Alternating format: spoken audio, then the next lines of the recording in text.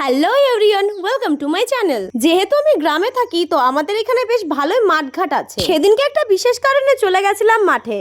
এদিকে দেখো কত সুন্দর খুশি হয়েছে গাছে। তোমরা এটাকে কি বলো অবশ্যই কিন্তু কমেন্ট বক্সে জানিও।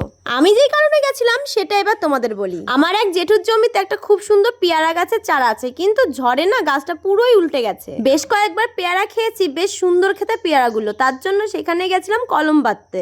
আমি কিন্তু সেরকম ভাবে কোনোদিনও গাছে কলম বাঁধিনি। এর আগে দুবার বেঁধেছিলাম, কিন্তু সেটা ছিল লেবু গাছ।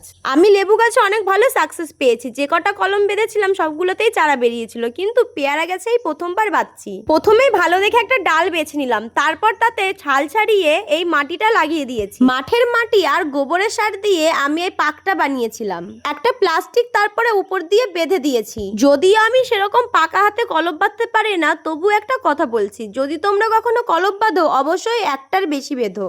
3-4টে বাঁধলে একটা না একটা তো অবশ্যই কিন্তু সাকসেস পাবে।